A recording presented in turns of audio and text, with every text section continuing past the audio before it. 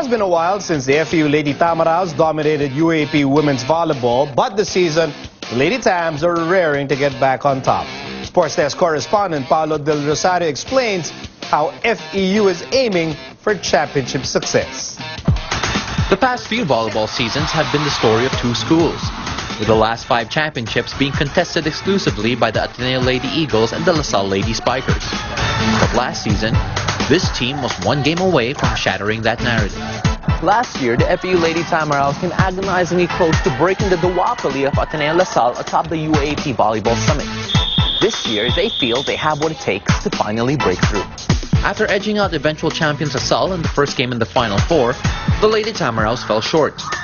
Tears were shed, the players humbled, but the team spirit never broke. Rather, it was emboldened.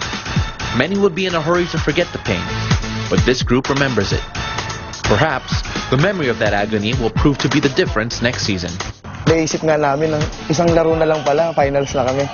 So parang this time, bago mag-start yung UAP, pinupush namin sa mga players namin na tandaan nyo, maging magandang motivation para sa atin yun na ando na sana tayo, medyo bumitaw lang, pero this time wag na natin pakakawalan. Of course, yung nangyari last season, sobrang motivation sa amin yun for this incoming season kasi sobrang nanghinaya nga kami dun sa nangyari nung last season, lalo-lalo na sobrang lapit na namin sa finals pero hindi pa rin namin nakuha.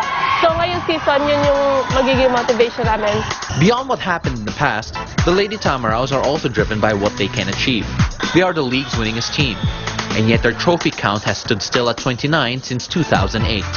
The prospect of bringing that number up to 30 is a matter of pride. Another reason to give their all for their school. So ikaw nasa school ka ng 29 championship ng UAP Women's Volleyball, tapos 'di ba, yung pride na pangahawakan mo na dapat ito yung FEU to eh. FEU kami, hindi nyo kami basta-basta matatalo. Papakita namin kung ano yung meron sa team namin. While some teams are happy just to break into the Final Four, the Lady Tamaraws have grander plans. It was heartbreaking for them last season, but this time around, they have a different ending in mind. Paolo Del Rosario, CNN Philippines. And we're still chatting with Sports Desk correspondent Paolo Del Rosario, covering the FEU legend and the current FEU Lady Tamaraws. So, how's the confidence level of the Lady Tamaraws entering the UAP season 79? You know, they were one game shy of making it to the finals and, ending the LaSalle Ateneo story on top of the UAP standings. So, it's funny because when you talk to them, they still remember that pain, and I think that might actually be the reason that they push forward to the grander things this season. And yung motivation nila for this year. Yeah, absolutely. Some people might like forgetting pain, but these girls don't. These girls want to remember it. It's their fire for this season. And confidence level, they think that they can use this and make sure that they get to that next level. And once again, they were very close. So, you gotta feel that this is one of the teams to watch out for this upcoming season. And you were able to talk to the players to watch out for FEU. Of course, Bernadette Pons and Remy Palma. Let's talk about Bernadette Pons. The highlights of your conversation with her.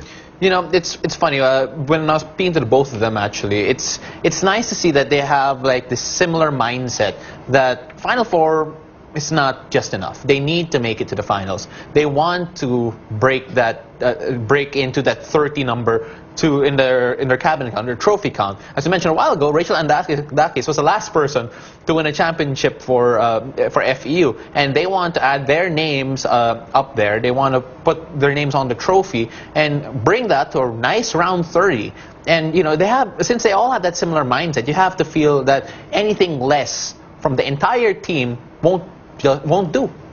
Your conversation with the team captain Remy Palma, what was the strongest message that she shared with you?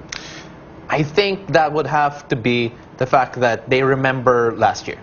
That they remember that they could have gone all the way. They could have gone all the way had they won that second game and against LaSalle. And they realized that they weren't experienced enough, that LaSalle had the edge in terms of the know-how on how to win those type of games. And now this year they feel that since they've been there, they've gone one step further than what UP did on the other side, in the other matchup, and they feel right now that they have enough mentally, which is very important in this league, to really push forward and get into that finals berth. You know what, FEU, they won't need to wait long to find out if they have what it takes to go all the way in season 79. We look at their schedule, their first 3 matches, these are very tough assignments. Yeah, that's true. First off, they're facing LaSalle, afterwards Adamson and Ateneo. LaSalle and Ateneo, we all know that's going to be a heavyweight bout. We don't know what Adamson's going to bring out yet. They're sort of a question mark, but you know that they're going to be fit. They're going to be that type of team that will give you troubles if you're not careful, if you're not mentally prepared. So I think the first 3 matches, we're going to gauge just how ready this team is. And, you know, you'll know that they want to get one over LaSalle after what happened last year. So I think we can expect fireworks just from their first few games. Yeah, because, LaSalle and Ateneo, that's a very tough proposition. Adamson, as you mentioned, with the new coaching staff, new energy, they can't be complacent and can't risk having a shocking upset to the Lady Falcons. So again, the FEU Lady Tamaraws, as you mentioned, not just aiming for the Final Four, but they're really looking at the finals. Correct? Yes, that is true. Okay, thank you very much, Sports Desk correspondent Paolo Del Rosario, for joining us tonight. No problem. We'll take a closer look at a young